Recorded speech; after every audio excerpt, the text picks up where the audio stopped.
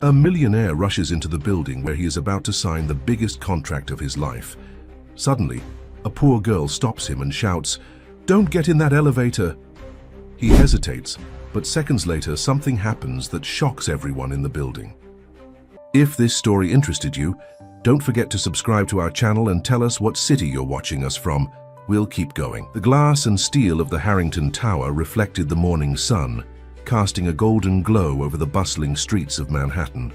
Inside the pristine lobby, Richard Harrington checked his Patek Philippe watch for the third time in 5 minutes. At 45, Richard, Rick to the few who dared claim familiarity, had mastered the art of intimidation through efficiency. Every second was money, and today, those seconds were worth millions. The Singapore investors are already in the conference room, Mr. Harrington. Martha, his executive assistant, reminded him through his earpiece. Mr. Chen specifically mentioned he has another appointment at noon. I'm aware, Rick replied, his voice clipped. Technical difficulty with the elevator. I'll be there momentarily. Rick adjusted his custom-tailored suit and gripped his leather briefcase tighter. This merger would be the crowning achievement of his career, the deal that would finally silence those who whispered he was riding on his late father's legacy. William Harrington had built Harrington Investments from nothing, but Rick was about to transform it into a global powerhouse. As he strode toward the executive elevator, the one reserved for penthouse offices, Rick mentally rehearsed his presentation. The numbers were flawless, the projections conservative yet impressive. After today, Harrington Investments would expand its reach across 3 continents. Wait, please don't take that elevator. The high-pitched voice cut through his concentration. Rick turned to see a small figure darting across the marble lobby, dodging around bewildered business people. A girl, no older than 12, wearing a faded blue hoodie several sizes too large and jeans with patches at the knees. Her sneakers were worn nearly through, and her dark hair was pulled back in a messy ponytail. The security guard at the front desk was already moving toward her. "Sir, I'm sorry," the guard began. Rick waved him off, irritation rising. "What's the meaning of this?" The girl skidded to a stop before him, breathing hard. Despite her disheveled appearance, her eyes were clear and intelligent. "Please," she said between breaths, "don't take that elevator, it's not safe." "Excuse me?" Rick couldn't hide his annoyance. The security guard hovered uncertainly behind her. "I heard the maintenance guys talking. There's something wrong with the cable. They said it could snap any minute." Her voice trembled but remained firm. "Please, just take the other elevator." Rick assessed her quickly. Dirty clothes, unwashed face, likely homeless, probably trying to create a distraction for some scheme. Manhattan was full of such scams. "Young lady, I don't have time for this. Security, please escort her outside." He pressed the elevator call button. "No!" The girl lunged forward, grabbing his briefcase. "You can't." "Let go!" Rick yanked back, but her grip was surprisingly strong. "This is ridiculous." The elevator doors opened with a soft chime. Rick pulled harder, finally freeing his briefcase from her grasp, but the force sent him stumbling backward. The briefcase fell, papers spilling across the marble floor. "Now look what you've—" Rick began, but his words were cut short by a horrific sound. A metallic screech, followed by a tremendous crash that shook the entire lobby. The elevator had plummeted. People screamed. Security guards rushed forward, and Rick stood frozen, staring at the open elevator doors and the dark, empty shaft beyond. "I tried to tell you," the girl whispered, eyes wide with shock despite her vindication. Rick turned to her, his face drained of color. "How did you know?" Before she could answer, Martha's voice came through his earpiece, now frantic. "Mr. Harrington, are you all right? We heard a crash." Rick pressed his finger to the earpiece. "I'm fine. There's been an incident with the elevator. Call emergency services and reschedule the meeting." He paused, looking at the girl who had just saved his life. "Actually, clear my schedule for the day." "The entire day?" Martha couldn't hide her shock. "But the Singapore—" "The entire day," Rick repeated firmly. As chaos erupted around them, Rick found himself oddly calm. He knelt to gather his scattered papers, and to his surprise, the girl began helping him. "What's your name?" he asked. "Lily," she replied, carefully stacking the documents. "Lily Watson." "Well, Lily Watson, you just saved my life. I think that earns you breakfast, at least." He studied her face, noting a certain familiarity he couldn't place. "Are your parents nearby?" A shadow crossed her face. "Just my mum. She's resting in the park across the street." Rick nodded, understanding the euphemism. Homeless, as he'd suspected. "Let's get her too." 30 minutes later, Rick sat across from Lily and her mother, Sarah, in a quiet corner of an upscale diner. Sarah Watson was thin to the point of gauntness, with the same intelligent eyes as her daughter, though hers were shadowed by exhaustion and worry.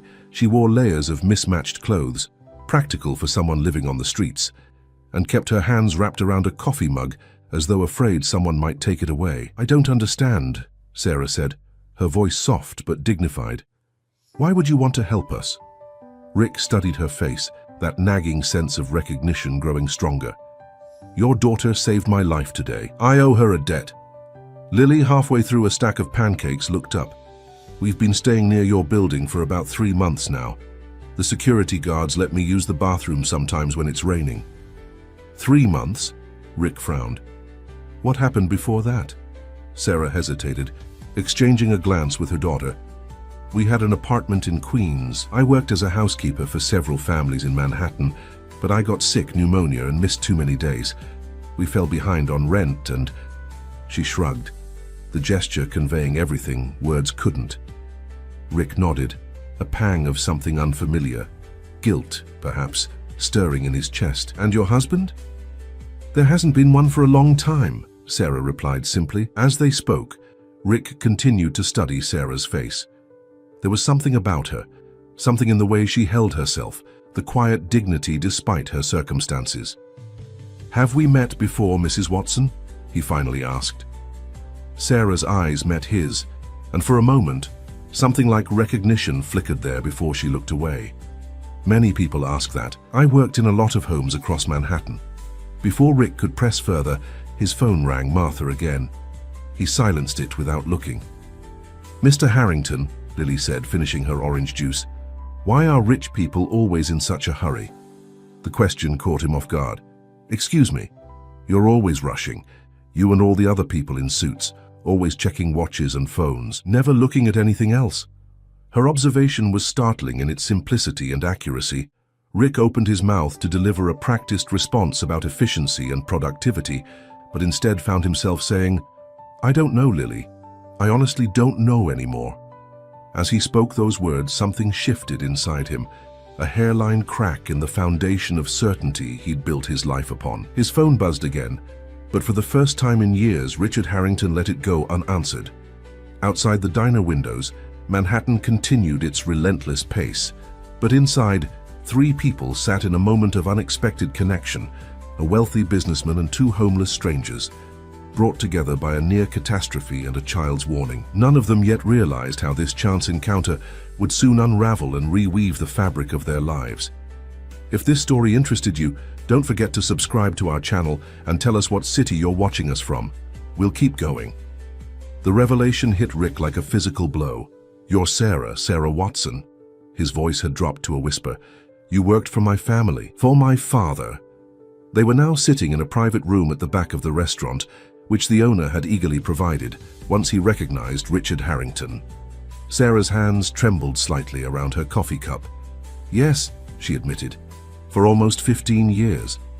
Rick leaned back in his chair, memories cascading through his mind. Sarah Watson had been more than their housekeeper. She had practically raised him after his mother's departure when he was 8. She'd attended his high school graduation, made his favorite meals when he came home from college, comforted him after his first heartbreak, and he had fired her the day after his father's funeral. "I didn't recognize you," he said, the words hollow even to his own ears. "It's been 7 years, Sarah replied. Her voice held no accusation, which somehow made it worse. "People change." Lily looked between them, her young face serious. "Mom never told me she worked for you." "She was more than an employee," Rick said, guilt wrapping around his throat like a vice. "She was family." Sarah's eyes flashed. "Until I wasn't." The memory returned with painful clarity. 29 years old, newly in charge of Harrington Investments, determined to prove himself. Streamlining operations, he'd called it, replacing long-term staff with a modern service company. All employees had received severance packages, generous by any standard but impersonal, clinical. What happened to the money? He asked. Sarah straightened her spine. There was the medical debt from my mother's cancer treatment, then college savings for Lily. The rest lasted about 3 years. You have a daughter in college? Rick was confused. No, Sarah said softly. Lily is my youngest. Jessica is 20 now, studying nursing at QNY. Rick felt the ground shift beneath him again. I didn't know you had children. You never asked, Sarah replied simply. The truth of that statement hit him harder than any accusation. For 15 years, this woman had cared for him, yet he'd never bothered to learn the most basic facts about her life. Your father knew, Sarah added. He paid for Jessica's braces, came to Lily's kindergarten graduation. Rick's phone buzzed again, the 4th time in the last hour.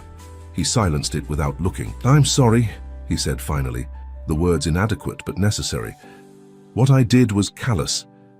It was business, Sarah replied, her dignity intact despite everything. That's what you told me then. A strained silence fell over the table.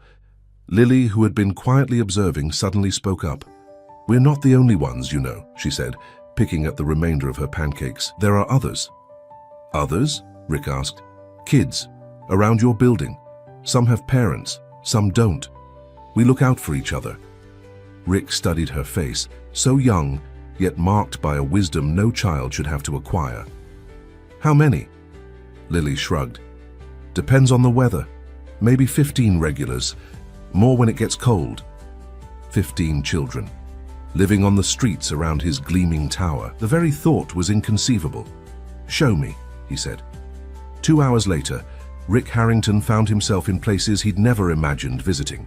The hidden corners of Bryant Park, the overlooked alcoves behind luxury retailers, the makeshift shelters beneath scaffolding, and everywhere children, some as young as 8, others in their mid-teens, surviving through a combination of ingenuity, community, and sheer determination. There was Max, a serious 13-year-old who'd fled an abusive foster home, twins Emma and Ethan, whose mother was battling addiction, quiet Zoe, who carried a backpack full of worn books and did her homework by streetlight, and a dozen others, each with their own story of how the system had failed them. They approached Lily with easy familiarity, eyeing Rick with understandable suspicion. A man in a $3,000 suit did not belong in their world. He's okay, Lily assured them. He's helping us today. Why? Asked Max, the self-appointed guardian of the group. His eyes narrowed in distrust. It was a fair question, one Rick wasn't sure he could answer. Why indeed? He'd spent his adult life in pursuit of wealth and status, measuring success in acquisitions and profit margins. These children, these struggles, they weren't his concern. Yet here he stood, his merger forgotten, watching as Lily distributed food she'd saved from breakfast to those who looked hungriest. Mr. Harrington owns the big building on 5th, Lily explained, the one with the fountain in the lobby. Fancy, Emma said, her voice both impressed and accusatory. Do you have a swimming pool up there too? No swimming pool, Rick replied, finding his voice. Just a lot of offices and people who think they're very important. Are you important? Zoe asked, looking up from her dog-eared copy of To Kill a Mockingbird. Rick considered the question. I used to think so. Sarah, who had been quietly observing, stepped forward. We should go, Lily. Mr. Harrington has seen enough. Actually, Rick said, I haven't. He spent the rest of the day with them, walking the streets of Midtown Manhattan with new eyes. He bought meals for the children, listened to their stories, witnessed their daily struggles. He saw how Lily was respected among them, not just liked but looked up to despite her age. She knew which restaurants would give away unsold food at closing time, which security guards would turn a blind eye to kids sheltering in loading docks during rainstorms, which public bathrooms were safest. By late afternoon, his phone had stopped ringing. Martha had given up, likely assuming some emergency had befallen him. The Singapore investors had surely left, the deal possibly lost. Strangely, Rick found he didn't care. As dusk fell, he invited Sarah and Lily to dinner, but Sarah shook her head. We need to find a place for the night, she explained, the practiced evenness of her voice not quite hiding her exhaustion. The shelter on 28th fills up quickly. Rick looked at his watch, the same watch that this morning had seemed so important. I have a better idea, he said. 30 minutes later, they were riding the service elevator to the penthouse of Harrington Tower. Rick had made a few calls, arranging for immediate housekeeping service and food delivery. "You can stay in the guest suite," he explained as they stepped into his apartment, "at least until we figure out something more permanent." The space was exactly what one would expect from a successful bachelor's Manhattan penthouse, expansive, meticulously designed, and utterly impersonal. No photographs, no mementos, nothing to suggest the personality of its occupant. "It's very clean," Sarah observed diplomatically. Lily was less restrained. "It looks like a hotel," she said, running her hand over the pristine white sofa. "Do you actually live here?" Rick looked around, seeing his home through their eyes. "I suppose I just sleep here." The food arrived, enough for 10 people, though Rick had only specified family-style dinner. As they ate at his rarely used dining table, he found himself more relaxed than he'd been in years. The conversation flowed easily, centered mostly around Lily's observations of life in the building. "The lady on the 14th floor sneaks her cat in every day in a special purse," she reported, reaching for another breadstick. "And the man who works at the coffee shop in the lobby gives away free pastries to old people when his boss isn't looking." "How do you know all this?" Rick asked, genuinely curious. Lily shrugged. "I watch. Nobody notices kids like me, so I see everything." After dinner, Rick showed them to the guest suite, a bedroom with an adjoining sitting area and private bathroom. "There are clean clothes in the drawers," he said. "The housekeeper brought them. They might not fit perfectly, but they're better than nothing for now." Sarah stood in the center of the room, her expression unreadable. "Why are you doing this?" It was the same question Max had asked earlier, and Rick still wasn't sure of the answer. "Your daughter saved my life. And this is payment?" There was no judgment in her tone, only curiosity. Rick considered the question. "No," he said finally. "This is awakening." Later, after Sarah and Lily had retired for the night, Rick sat in his home office staring at his silent phone. 27 missed calls, 42 text messages, 8 increasingly urgent emails from Martha. The Singapore deal was unraveling. The investors were offended by his absence. The board was calling an emergency meeting. 7 years ago, this would have been unthinkable, a career-ending disaster. Tonight, Rick found it difficult to care. Something fundamental had shifted in his worldview, as though he'd been living in a house with all the curtains drawn, and someone had suddenly thrown them open. He picked up his phone and dialed Martha's number. "Rick?" She answered immediately, her voice thick with worry. "Are you all right? What happened?" "I'm fine," he assured her. "But I need you to do something important first thing tomorrow morning." "Anything," Martha said, relief evident in her voice. "The board meeting is at 9, and I've already drafted talking points to salvage the Singapore—" "Not that," Rick interrupted. "I need you to research how to legally establish a charitable foundation, and I'll need $50 million transferred from my personal accounts." The silence on the other end of the line was profound. "Martha, are you there?" "Yes," she said finally. "Just making sure I heard you correctly. Did you say $50 million? "Yes," Rick confirmed, surprising himself with his certainty. "And find out what permits we'd need to convert the 14th floor conference rooms into temporary housing." "Housing? In the office building?" Martha's voice had risen an octave. "Rick, are you sure you're all right?" Rick looked out his window at the glittering Manhattan skyline, thinking of the children sleeping in shadows beneath those lights. "For the first time in a very long time, Martha," he said quietly, "I think I might be." If this story interested you, don't forget to subscribe to our channel and tell us what city you're watching us from. We'll keep going. The Harrington Towers 42nd floor boardroom had never felt so hostile. Rick sat at the head of the polished mahogany table, 11 pairs of eyes fixed on him with expressions ranging from concern to outright hostility.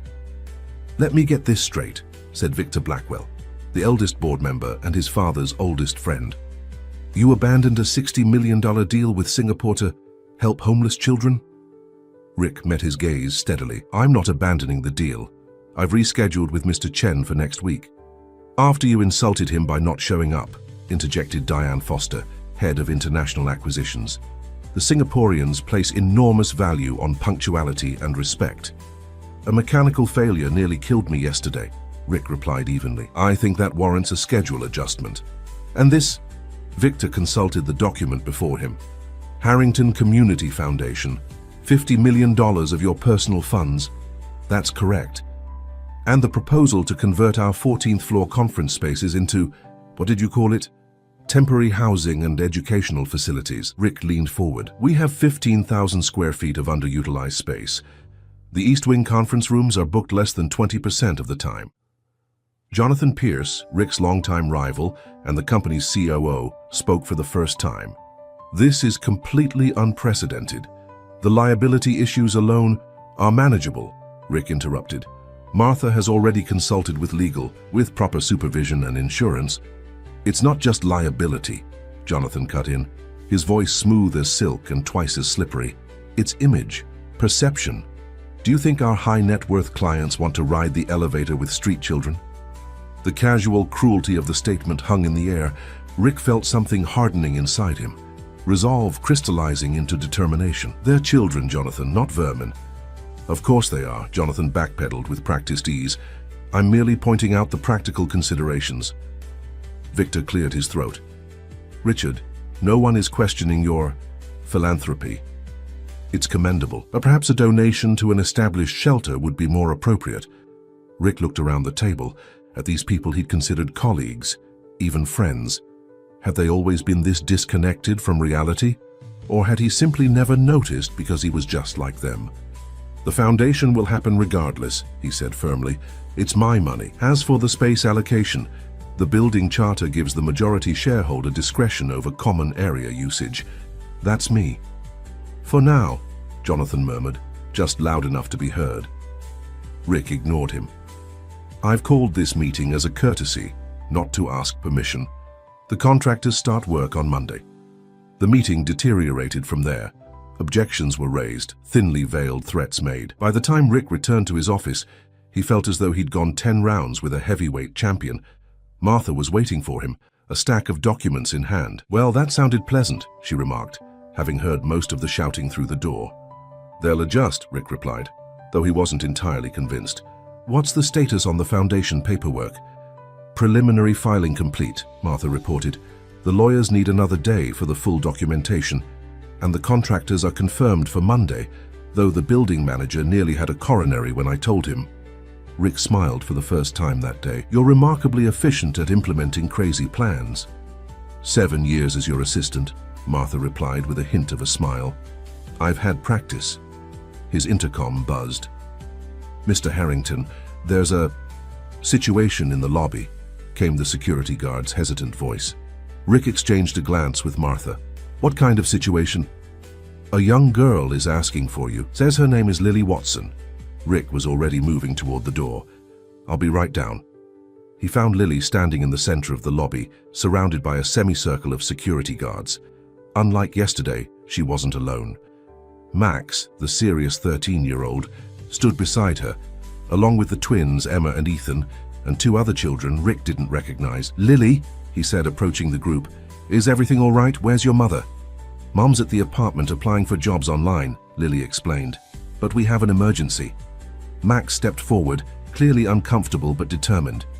Zoe's sick, really sick. She's been coughing all night and can't keep anything down. She needs a doctor, Emma added, her young face pinched with worry. But we don't have money and the free clinic doesn't open until Monday. Rick looked at the assembled children. Dirty clothes, solemn faces, eyes too old for their years. Where is she now? Bryant Park, Ethan said. Behind the library. Damon's watching her. Rick turned to the security guards. Call my car service, immediately. 20 minutes later, Rick found himself in the emergency room of New York Presbyterian Hospital, surrounded by children who regarded the clean, bright space with visible unease. Zoe, a tiny girl of 9 with tangled black hair, lay on a stretcher, her breathing labored, her cheeks flushed with fever. Pneumonia, the doctor confirmed after the examination, fairly advanced. She'll need to be admitted. Does she have insurance? The intake nurse asked, pen poised over her clipboard. Rick stepped forward. I'll cover all expenses. The nurse looked skeptical. And you are? Her uncle, Rick lied smoothly, producing his platinum credit card. Please ensure she receives the best care possible. As Zoe was wheeled away for treatment, the remaining children clustered in the waiting room, looking lost and out of place among the sterile furnishings. Is she going to be okay? Lily asked, her voice small. Yes, Rick assured her, hoping he was right. The doctors here are excellent.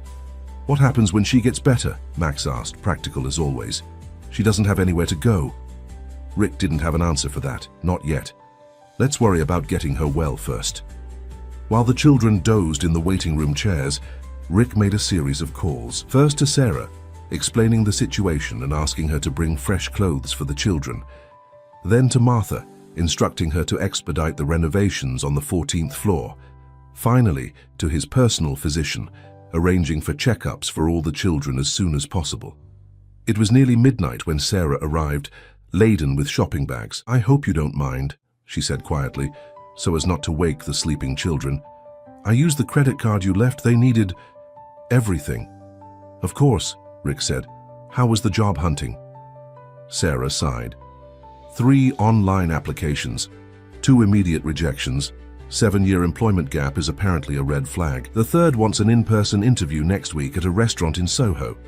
That's good news, Rick said encouragingly. It's a hostess position, Sarah replied, her voice carefully neutral. The ad specifically mentioned attractive young women preferred. Rick winced. I could make some calls. No, Sarah interrupted firmly. I appreciate everything you're doing, Rick, but I need to stand on my own feet. Her pride was intact, despite everything.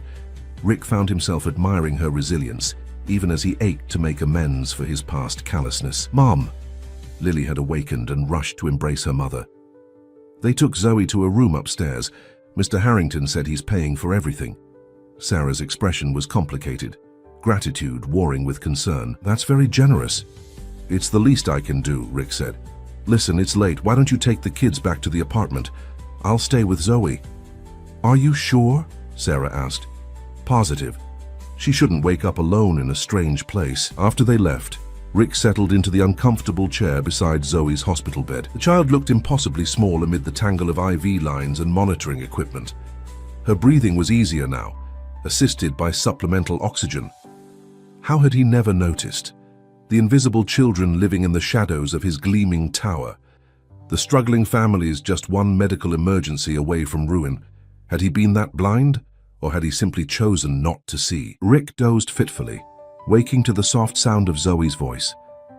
Are you an angel? She asked, her eyes fever bright. Rick smiled. No, just a friend. How are you feeling? Floaty, she admitted. Are the others okay? They're fine. Lily's mom took them to get some sleep. Zoe's brow furrowed. Will they send me back to the group home now? The question caught Rick off guard. Is that where you were before? Zoe nodded weakly. I ran away 3 months ago. The lady who ran it was mean. She took the money but didn't buy us food. Anger flared in Rick's chest. Not the cold, calculated anger he was familiar with from business dealings, but something hotter and more personal. No one's sending you back there, he promised. Rest now. By morning, Zoe's fever had broken. The doctor was cautiously optimistic, but insisted on keeping her for at least 2 more days. Rick arranged for the hospital's child life specialist to bring books and art supplies to keep her occupied. When he finally returned to his penthouse, he found organized chaos. Sarah had apparently spent the morning implementing a shower rotation for the children, who now sat around his dining table in clean clothes, devouring a breakfast of pancakes, eggs, and fruit that she had prepared. Mr. Harrington, Lily called when she spotted him. Is Zoe better? Much better, he assured her, accepting the coffee Sarah offered. She'll be out in a couple of days. Where will she go then? Max asked, his natural skepticism reasserting itself now that the immediate crisis had passed. It was a fair question, one that extended to all of them. The temporary solution of his guest rooms wouldn't work long term. I'm working on something, Rick said, a more permanent arrangement. Like a new shelter? Emma asked doubtfully. Better than a shelter, Rick promised. A home. Over the next 3 days, Rick divided his time between the hospital, the office, and overseeing the rapidly progressing renovations on the 14th floor. The contractors, incentivized by a substantial bonus for speed, worked around the clock. The Singapore investors, surprisingly, had agreed to reschedule after Martha explained the circumstances.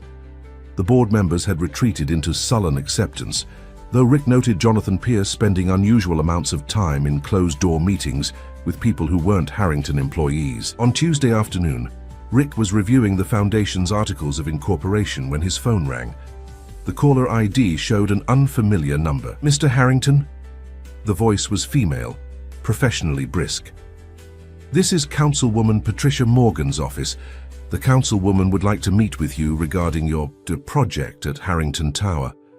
Rick frowned. The city council member for their district wasn't known for her interest in corporate affairs, unless there was political capital to be gained. "Of course," he replied neutrally. "When would be convenient? The councilwoman happens to be in your neighborhood now. She could stop by within the hour." The lack of notice was deliberate, Rick knew. A power play designed to catch him unprepared. "I'll let security know to expect her." Exactly 47 minutes later, Patricia Morgan swept into his office. She was a polished woman in her 50s, with an expertly maintained appearance and the practiced smile of someone who had kissed thousands of babies while secretly disliking children. "Richard," she greeted him with a familiarity they didn't share. "How good to see you. It's been too long." "Councilwoman," he replied, gesturing to the visitor's chair. "What can I do for you?" She settled herself, smoothing her skirt. "I've been hearing some concerning rumors about your plans for Harrington Tower. Something about housing homeless individuals." "Children," Rick corrected. "And yes, we're converting underutilized conference space into transitional housing and educational facilities." Patricia's smile never wavered, but her eyes hardened. "While I appreciate your humanitarian impulses, there are zoning regulations to consider. Building codes, safety protocols, all of which we're addressing," Rick assured her. "My legal team has been thorough." "Even so," she persisted, "the neighbors have concerns, property values, security issues." "The neighbors," Rick repeated. "You mean the other commercial tenants who occupy floors 18 through 39 and would never even see these children?" Patricia leaned forward. "Richard, let's be practical. These projects always sound noble in theory, but in practice, well, I'd hate to see regulatory hurdles delay your other business operations." The threat was transparent. Rick felt a flash of the old anger, cold, calculated, but now tempered with something new, righteous indignation. "Councilwoman," he said, his voice deceptively gentle, "are you suggesting that helping homeless children might result in selective enforcement of regulations against my company?" Patricia's smile tightened. "Of course not. I'm simply concerned about unintended consequences." "As am I," Rick replied. "For instance, the consequences of a front-page New York Times article about how a city official attempted to block aid to homeless children to protect property values." The color drained from Patricia's face. "That would be a gross mischaracterization." "Perhaps," Rick agreed, "but I'm finding that perception matters a great deal in these situations." The standoff lasted several seconds before Patricia rose. "I see we're approaching this from different perspectives. I hope you'll reconsider this project. For everyone's sake, the renovations will be complete by Friday," Rick informed her. "You're welcome to attend the ribbon-cutting ceremony. Excellent photo opportunity." After she left, Martha entered with a knowing look. "That went well." "We've made an enemy," Rick observed. "Not your first," Martha reminded him. "Probably not your last, given your new direction." Rick sighed. "Set up a meeting with our PR team. If we're going to do this, we need to control the narrative." As Martha turned to leave, Rick added, "And Martha, thank you for supporting this." She paused at the door. "My brother was homeless for 3 years after his discharge from the army," she said quietly. "No one would hire a veteran with PTSD. He lived under a bridge until a program like the one you're creating gave him a chance." She met his eyes. "So I should be thanking you." Left alone, Rick turned to the window, gazing out at the city sprawled below. Manhattan, island of glass and steel ambition, of extreme wealth and extreme poverty coexisting in carefully maintained separation. He'd spent his life building walls between those worlds. Now he was attempting to build bridges instead. His phone buzzed with a text from Sarah. "Zoe being released tomorrow. The others are painting welcome signs. Your kitchen may never recover." Rick smiled at the message, feeling something unfamiliar warm his chest. It took him a moment to recognize it as happiness. Simple, unadorned happiness that had nothing to do with stock prices or profit margins. The sensation was so foreign it was almost frightening. If this story interested you, don't forget to subscribe to our channel and tell us what city you're watching us from. We'll keep going. Friday morning dawned clear and cool, A perfect New York autumn day. The renovations on the 14th floor had been completed with remarkable speed, a testament to what unlimited resources and round-the-clock labor could accomplish. The space had been transformed. The sterile conference rooms were now bright, welcoming dormitories with privacy partitions and custom storage solutions. The executive lounge had become a communal kitchen and dining area. The presentation hall was now a classroom and activity center. There was even a small medical office where a volunteer pediatrician would hold weekly clinics. Rick walked through the space, Martha at his side, checking final details before the children arrived. "It's remarkable," Martha observed. "I never would have imagined this space could look so warm." Rick nodded, satisfaction washing over him. The designers outdid themselves. "The press will be here at noon," Martha reminded him. "The mayor's office called. He's sending a representative. Apparently, your project has garnered attention." "Positive or negative?" "Mixed," Martha admitted. "The Daily News is running with Billionaire's redemption. The Post went with Manhattan Madness. Tycoon turns tower into teen hostel." Rick laughed. "Could be worse." "It likely will be," Martha cautioned. Trevor Wilson from Channel 8 confirmed. He's not exactly known for balanced reporting. Trevor Wilson was New York's most notorious tabloid journalist, a man who had built his career on sensationalism and barely concealed character assassination. "Let him come," Rick said with more confidence than he felt. "We have nothing to hide." The elevator chimed and Sarah stepped out, followed by Lily and the other children. Zoe was with them, still looking pale but significantly improved. "This is incredible," Sarah breathed, taking in the transformation. The children reacted with varying degrees of awe and suspicion. Some, like Lily and the twins, immediately began exploring, exclaiming over details like personalized cubbies and brand new books. Others, particularly Max and the older boys, remained near the elevator, as though ready to flee at the first sign of trouble. "You actually did it," Max said, his customary skepticism tinged with reluctant admiration. "I said I would," Rick replied simply. "Yeah, but adults say lots of things," Max countered. Rick couldn't argue with that. "Fair point. How about a tour?" By the time the press arrived, most of the children had claimed their spaces and begun to settle in. Sarah had taken charge of the kitchen, organizing a lunch service with an efficiency that reminded Rick of her years managing his family's household. The press conference went better than expected. The children were naturally photogenic, the space was impressive, and Rick had prepared a statement that struck the right balance between humility and vision. Even Trevor Wilson seemed momentarily stymied by the lack of obvious angles for attack. "Mr. Harrington," called a reporter from the Times, "what inspired this dramatic change in direction for you and your company?" Rick glanced at Lily, who stood beside Sarah near the back of the room. "Sometimes we need someone to help us see what's been in front of us all along," he said simply. "And the cost?" asked another reporter. $50 million is an extraordinary personal commitment." "The real cost," Rick replied, "would be continuing to ignore these children's potential. Every one of them deserves the chance my father gave me." The questions continued, mostly predictable, until Trevor Wilson stepped forward. "Mr. Harrington," Wilson began, his voice carrying the false concern that was his trademark. "Sources close to your board of directors suggest this project came about very suddenly, following what some describe as erratic behavior on your part. Would you care to address concerns about your state of mind?" A murmur ran through the assembled press. Rick felt rather than saw Martha tense beside him. "My state of mind is excellent, thank you," Rick replied evenly. "Though I would suggest that anyone who considers helping children in need erratic might want to examine their own priorities." Wilson smiled thinly. "And these specific children? How were they selected? There are thousands of homeless youth in New York City."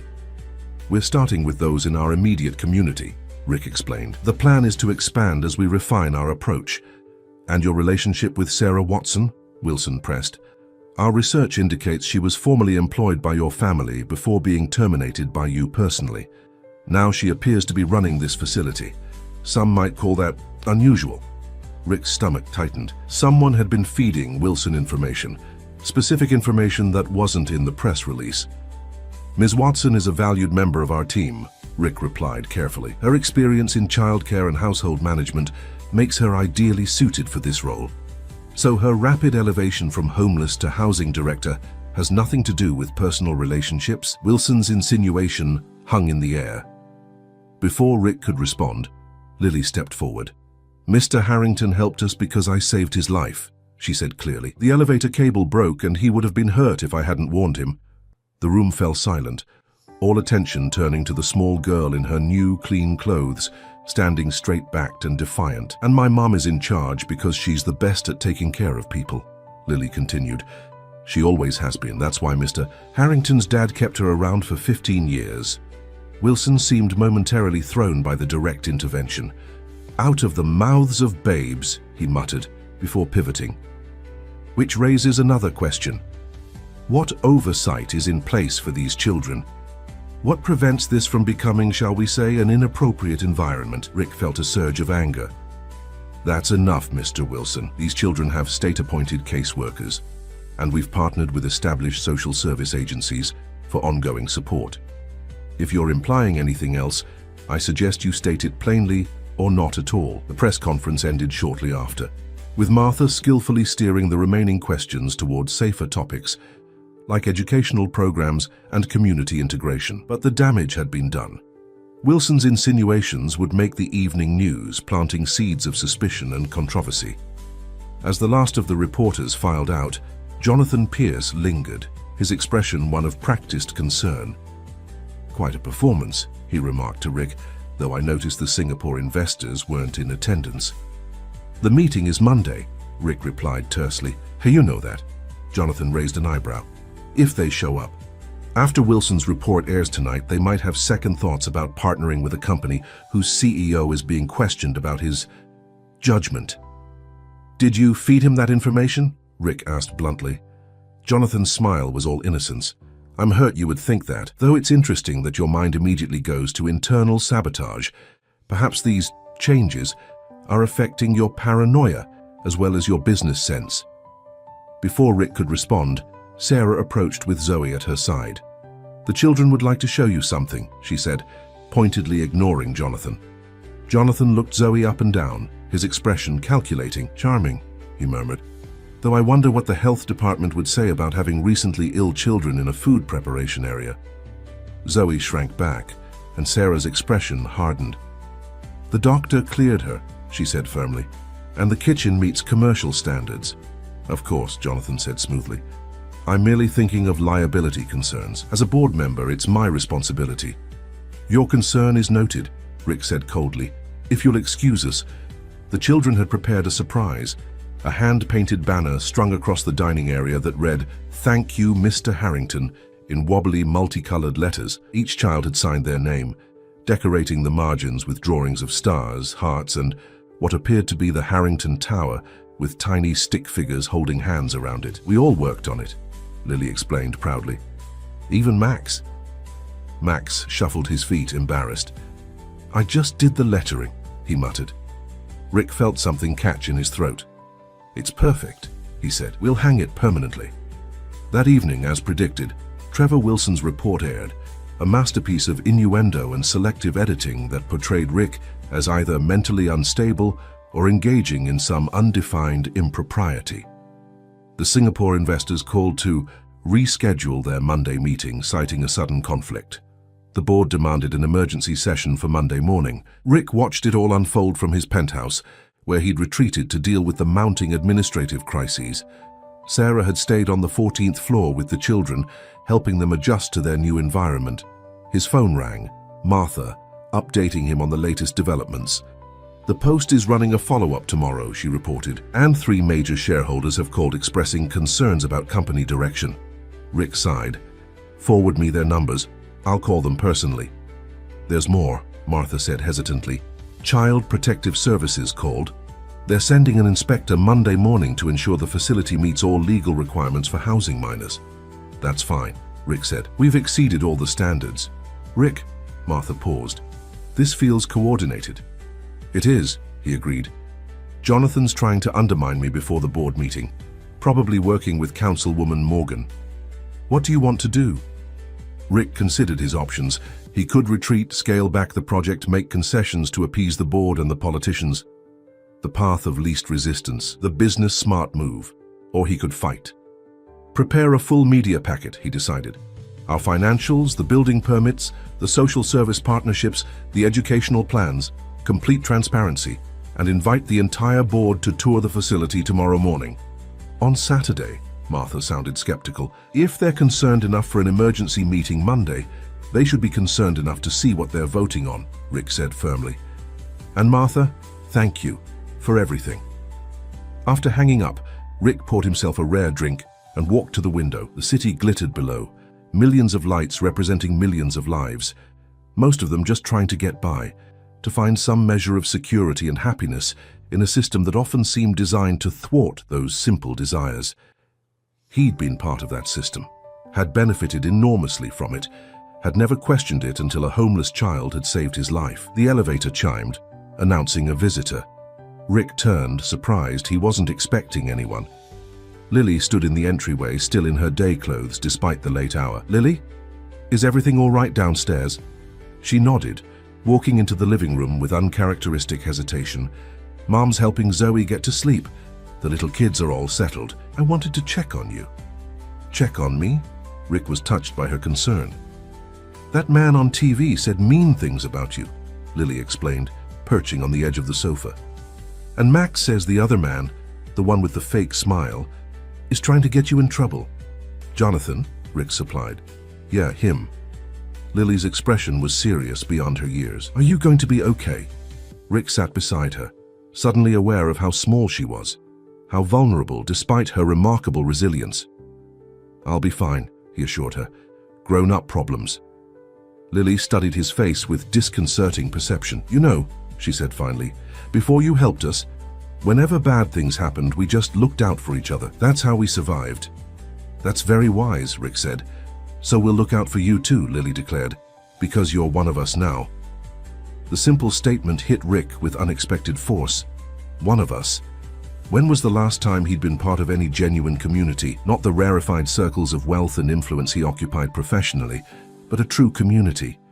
People who cared for each other, not out of obligation or advantage, but out of basic human connection. Thank you, Lily, he said, his voice slightly rough. That means a lot to me. She smiled, the worried expression falling away. Mum says I should come back downstairs and not bother you with business stuff. You're never a bother, Rick assured her, but it is getting late. He walked her to the elevator, pressing the button for the 14th floor. As the doors began to close, Lily stuck her hand out, holding them open. Mr. Harrington, we won't let them take our home away, she said with fierce determination. We're good at fighting back. The doors closed on her solemn face, leaving Rick alone with the realization that the stakes were higher than his corporate reputation or even his control of Harrington Investments. For these children, this was about their home, perhaps the first real home some of them had known in years. He returned to his desk, energized by a new resolve. Opening his laptop, he began drafting emails to his lawyers, to sympathetic board members, to journalists he trusted. If Jonathan and his allies wanted a fight, they would get one. As midnight approached, his phone buzzed with a text from an unknown number. The message contained only a photograph of Rick's car in the tower's underground garage, the hood open, a shadowy figure leaning inside. The timestamp showed it had been taken just 3 hours earlier. A chill ran down Rick's spine. This wasn't just corporate politics anymore. Someone was sending a very personal warning. His first instinct was to call security, to increase protection for the building, for the children, for Sarah. But a second, more unsettling thought followed. Who could he trust? If someone could access his private garage, who else might be compromised? Rick stared at the image, his newfound purpose crystallizing into something harder, more determined. Whoever was behind this had just made a critical mistake. They had shown their hand, revealed that they were willing to go beyond boardroom maneuvers and media manipulation, and in doing so, they had removed any lingering doubt in Rick's mind about the rightness of his cause. Because people didn't resort to intimidation unless they were truly frightened of what you represented. He saved the image, then deleted the message. Tomorrow would bring new challenges, new battles, but tonight he had confirmation that his transformation wasn't just affecting his life, it was threatening a system that depended on people like him looking the other way. The thought was both terrifying and strangely exhilarating. If this story interested you, don't forget to subscribe to our channel and tell us what city you're watching us from. We'll keep going. Saturday morning arrived with an unwelcome discovery. Rick's Mercedes, the one pictured in the mysterious text, wouldn't start. A mechanic, summoned discreetly and sworn to confidentiality, delivered the disturbing news. "Someone tampered with your brake lines, Mr. Harrington," he reported, showing Rick the clean cuts in the hydraulic system. "And installed this." He held up a small black device. "It's a GPS tracker, professional grade." Rick stared at the device, ice forming in his veins. "Are there any identifiable fingerprints? Serial numbers?" The mechanic shook his head. "Whoever did this knew what they were doing. I've installed new brake lines and swept the car for additional devices. You're clean now, but I should be careful," Rick finished. "Very careful," the mechanic agreed. "This wasn't a prank. Someone wanted to cause an accident." After the mechanic left, Rick called his head of security, a former FBI agent named Davis, who had worked for Harrington Investments for over a decade. "I need a full security audit," Rick explained after showing him the tracker and the photograph. "The building, my home, my office, my car, everything." Davis studied the tracker with professional interest. "This is expensive equipment, not something an amateur would have access to." "Can you trace it?" "Unlikely," Davis admitted, "but I can increase security protocols immediately. And I'd recommend a temporary security detail for you personally." Rick considered the suggestion. "Not just for me, for Sarah Watson and the children as well." Davis raised an eyebrow but nodded. "I'll arrange it, discreetly."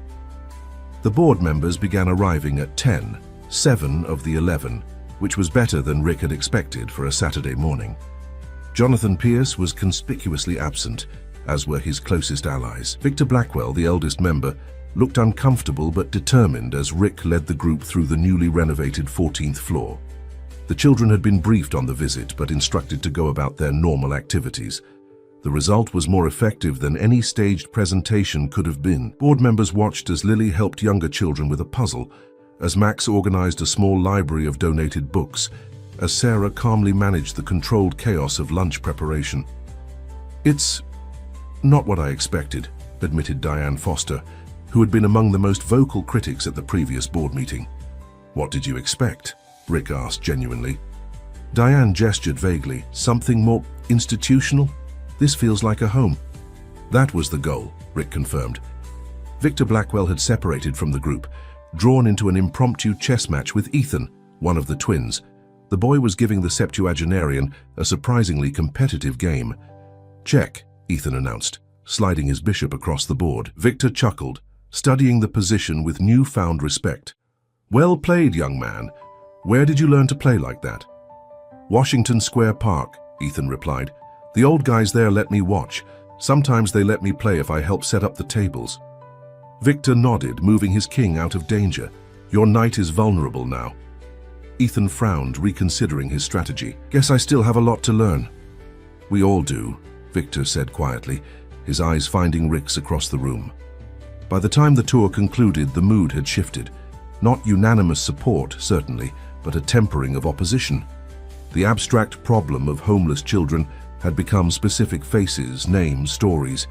It was harder to dismiss them now. "I still have concerns about the financial impact," Diane said as they waited for the elevator. "But I understand your motivations better now."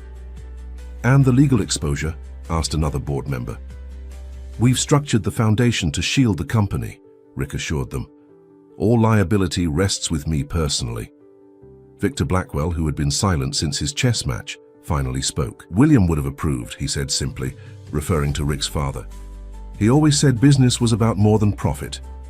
Coming from his father's oldest friend and business partner, the statement carried weight. Several board members nodded in agreement. As the elevator doors closed on the departing board members, Rick allowed himself a moment of cautious optimism. The tide was turning, slowly but perceptibly. His phone buzzed. Martha, with news from her network of administrative assistants across the company. Jonathan Pierce had spent the morning meeting with Councilwoman Morgan and 3 major Harrington investors at the Harvard Club. "Not even trying to be subtle anymore," Rick observed. "There's more," Martha said. "CPS called again. They're moving up their inspection to this afternoon, and they're sending someone from the fire marshal's office as well." Rick checked his watch. "That gives us 3 hours. Call our lawyers. Have them meet the inspectors here. Everything needs to be documented." The inspections went exactly as expected. A painstaking examination of every square inch of the facility, every document, every protocol. The CPS worker, a weary woman named Gloria, who had clearly been pressured into the weekend inspection, seemed simultaneously apologetic and thorough. "These sleeping quarters exceed our requirements," she noted, checking items off her extensive list. "And the child-to-adult supervision ratio is well within guidelines." The fire marshal was similarly professional, though more openly sympathetic. "Someone's really putting the screws to you, huh?" he remarked as he verified the emergency exit paths. "This is the third urgent inspection I've been sent on this month, all for Councilwoman Morgan's special requests." "Politics," Rick said diplomatically. "Politics," the fire marshal agreed with a knowing look. "Well, your sprinkler system is up to code, your emergency procedures are properly posted, and your occupancy is well under maximum. I'll file my report tonight." "Thank you," Rick said, genuinely grateful for the man's professionalism. After the inspectors left, Sarah found Rick in the small office that had been set up off the main living area. "That wasn't just routine, was it?" she asked, closing the door behind her. Rick considered downplaying the situation but decided against it. Sarah deserved the truth. "No, someone's trying to find a reason to shut us down." Sarah nodded, unsurprised. The children noticed they're worried. "I'm handling it," Rick assured her. "Like you're handling the person who tampered with your car?" Sarah asked quietly. Rick stared at her, startled. "How did you—" "Lily overheard you talking to your security man," Sarah explained. "She's concerned." Rick made a mental note to be more careful about sensitive conversations. "I've increased security for all of us. There's nothing to worry about." Sarah's expression made it clear she wasn't convinced. "Rick, I appreciate everything you're doing, but I need to know if my daughter, if any of these children are in danger because of it." "They're not," Rick said firmly, hoping he was right. "This is about me, about the changes I'm making. Some people aren't happy about it." "Your business partner? The one with the too perfect smile?" "Jonathan, yes." Rick sighed. "Among others." Sarah studied him with that same penetrating gaze Lily often used, seeing beyond the composed exterior to the worry beneath. "You know, when you fired me 7 years ago, I was angry. Not just because of the job, but because I thought William's son had turned into exactly the kind of man William despised." The observation stung, but Rick couldn't deny its truth. "You weren't wrong?" "Maybe not then," Sarah conceded. "But people change. You've changed." She paused. "Are you afraid?" "Of Jonathan? No. Not of him," Sarah clarified. "Of becoming someone new, of letting go of who you were." The question hit with surprising force. Was that the real source of his anxiety? Not the external threats, but the internal transformation. The Richard Harrington he'd been for 15 years knew exactly who he was. Ruthless, effective, respected, if not loved. This new version was uncharted territory. "I don't know," he admitted. "Maybe." Sarah nodded, understanding. "For what it's worth, the man you're becoming reminds me of William. He was tough in business, but never lost sight of what really mattered." Before Rick could respond, the door burst open and Lily rushed in, her expression frantic. "Damon's gone," she exclaimed. "Gone?" Sarah asked, instantly alert. "What do you mean?" "He went out to get his backpack from their old spot near Bryant Park," Lily explained, words tumbling out. "He was supposed to be back an hour ago. Max went to look for him and saw police cars. They're arresting kids and putting them in vans." Rick was already reaching for his phone. "When did this start?" "Just now," Lily said. "Max is hiding, watching. He says they're saying it's a street cleanup operation, but they're only taking the kids." The implications were clear. With the 14th floor facility now housing many of the local homeless children, those who remained on the streets were being swept up, conveniently removing potential beneficiaries of Rick's program. "Call Davis," Rick told Sarah, referring to his head of security. "Tell him to get someone to Bryant Park immediately, then call this number." He scribbled down his lawyer's direct line. "Explain the situation." "Where are you going?" Sarah asked as Rick grabbed his jacket. "To get Damon," he replied, "and to find out who ordered this operation." The scene at Bryant Park was as Lily had described. Police vehicles lined the perimeter. and officers were methodically clearing the areas where homeless individuals typically gathered. The atmosphere wasn't overtly confrontational, but the intent was clear. Remove the visible signs of homelessness, regardless of where those people would go next. Rick spotted Max hiding behind a planter, watching the proceedings with a street kid's practiced invisibility. He approached carefully, not wanting to draw attention to the boy. "Max," he said quietly, "where's Damon?" Max jumped slightly, then relaxed when he recognized Rick. "They got him already," he said, his voice tight with anger. "Took him in the first van. He was just getting his stuff, his mom's picture and his lucky baseball." Rick felt a surge of anger.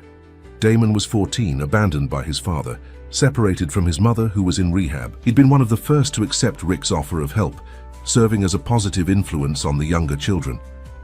"Do you know where they're taking them?" Rick asked. Max shook his head. "Processing center, probably. Then different shelters, wherever there's space. That's what they did last time." "Last time? Yeah, they do this every few months. Politicians call it connecting people with services. We call it getting scattered." Max's cynicism was earned from hard experience. Rick scanned the park, noting the methodical way the officers were working. This was coordinated, planned, and given the timing, likely connected to his recent activities. "Stay here," he instructed Max. "My security team is on the way. They'll get you back to the tower safely." "What about Damon?" "I'll find him," Rick promised. It took 7 phone calls, 3 in-person confrontations with increasingly senior police officials, and the direct intervention of his lawyer. But by evening, Rick had located Damon. The boy had been processed through the system with remarkable efficiency, almost as if someone had been waiting for him specifically, and was already at a group home in Queens. "I can't release him to you," the administrator explained, not unkindly. "You're not his legal guardian."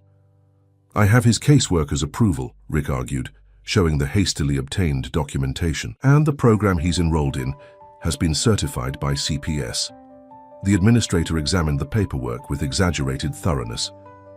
"Everything seems to be in order, but given the late hour, I think it would be best if Damon stayed overnight. You can return in the morning with more complete documentation." It was a delaying tactic, transparent in its intent. By morning, there would be new objections, new paperwork required. Rick took a different approach. "May I at least speak with him? Let him know I'm here." The administrator hesitated, then nodded. Briefly, Damon's relief at seeing Rick was palpable. The boy's usual tough exterior cracked, revealing the frightened child beneath. "They just grabbed me," he explained, his voice low to avoid being overheard by staff. "Didn't even let me get all my stuff." "I'm going to get you out of here," Rick promised. "First thing tomorrow." Damon looked skeptical. "They'll move me.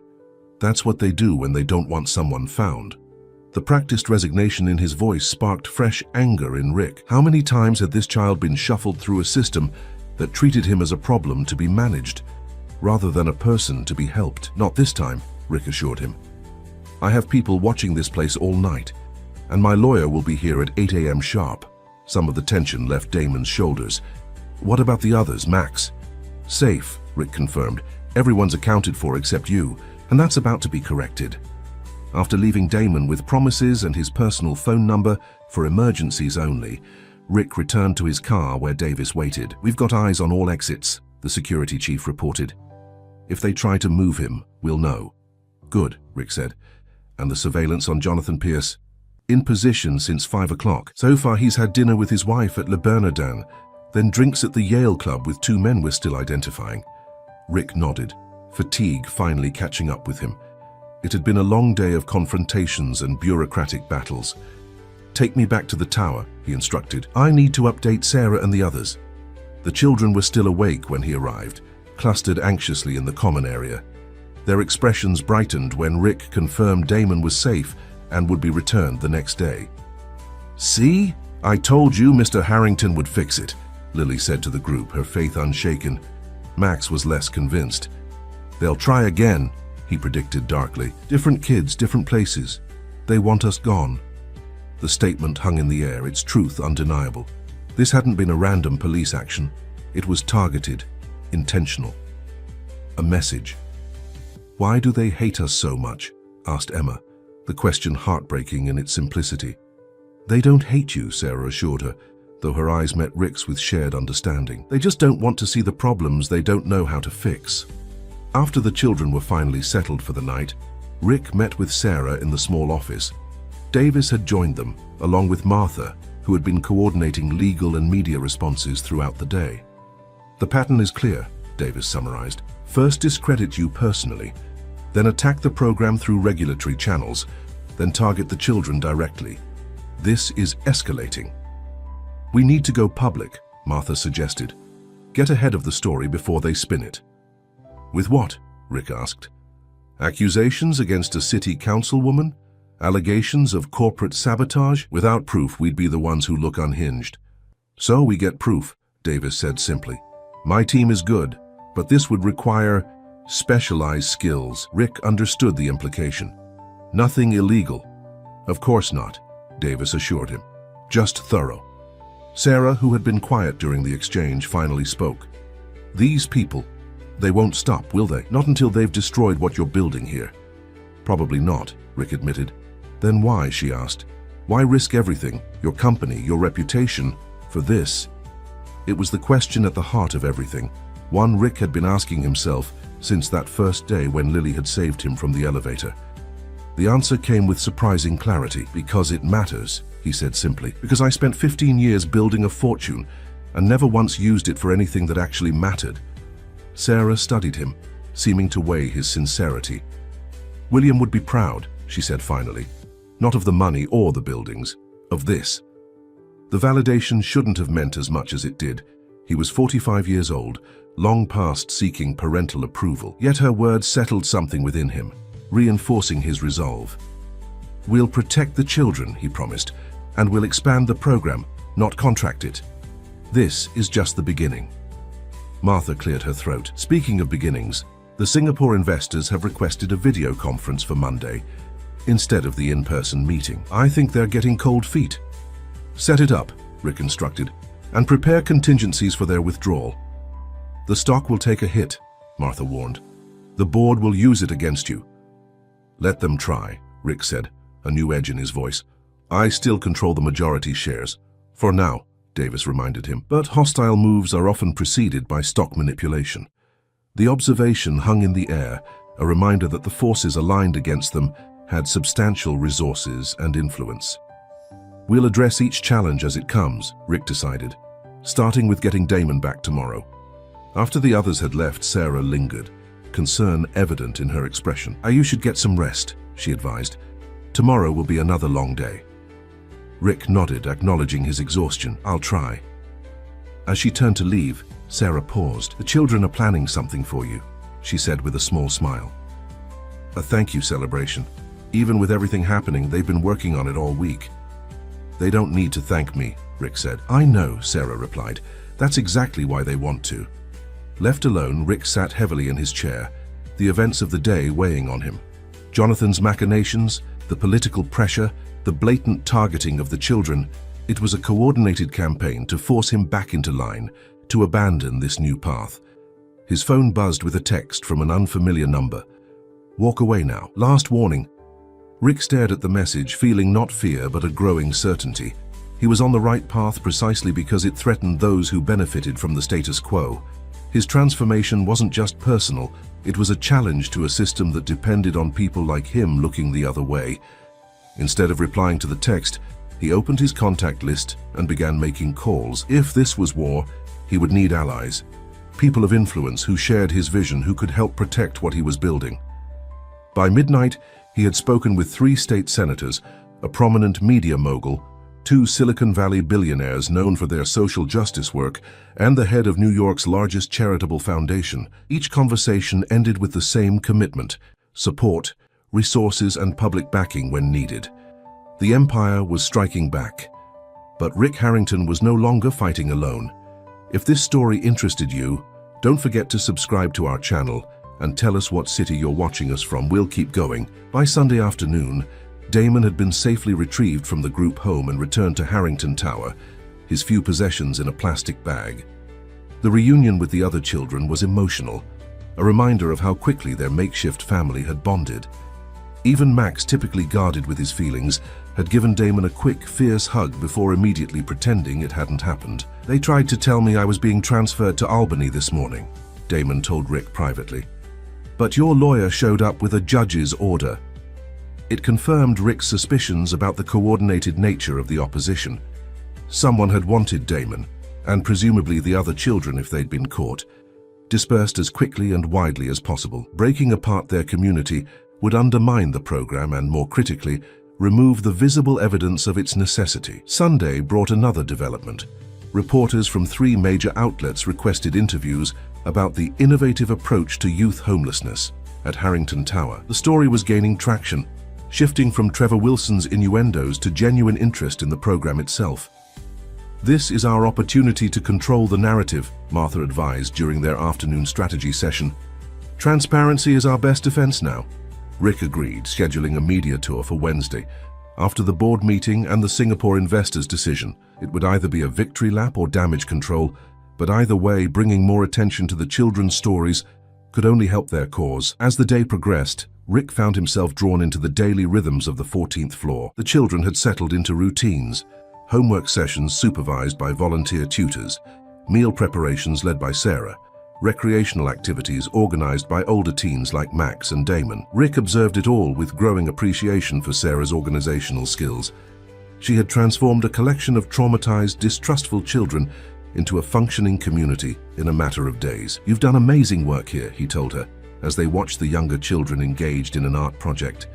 Sarah smiled, the expression softening the worry lines that had become more pronounced since Damon's incident. "I had 15 years of practice managing your father's household. This is just a larger family." Family. The word resonated unexpectedly. In creating a home for these children, had Rick inadvertently found something he'd been missing himself? "Mr. Harrington," Lily called from across the room, "we need your help with something." The something turned out to be preparations for the thank you celebration Sarah had mentioned. The children had been working on performances, songs, poems, even a short play written by Zoe, and needed an audience for their final rehearsal. "You can't see all of it," Lily explained seriously. "Some parts are surprises, but we need feedback on the beginning." Rick found himself seated in a makeshift theater, watching as Emma and Ethan performed a duet they'd practiced, followed by 3 younger children reciting a poem about finding a home. The earnest efforts brought an unexpected lump to his throat. "What do you think?" Lily asked anxiously when the preview concluded. "It's perfect," Rick assured her. "When is the actual performance?" "Tomorrow night," Lily said, "after your big meeting. Mom said that would be good timing because you'll either be celebrating or need cheering up." Rick laughed, appreciating Sarah's pragmatism. "Smart woman, your mother." Lily nodded solemnly. "She always says that when bad things happen, you need something good to look forward to." Wisdom born of hard experience, Rick reflected. Sarah had faced setback after setback, yet maintained her dignity, her compassion, and her ability to find joy in small moments. It was a resilience he'd only recently begun to understand and appreciate. As evening fell, Rick retreated to his penthouse to prepare for Monday's confrontations. The board meeting would be challenging, but manageable. His alliance-building efforts over the weekend had secured enough support to prevent any drastic action against him. The Singapore investors were a different matter.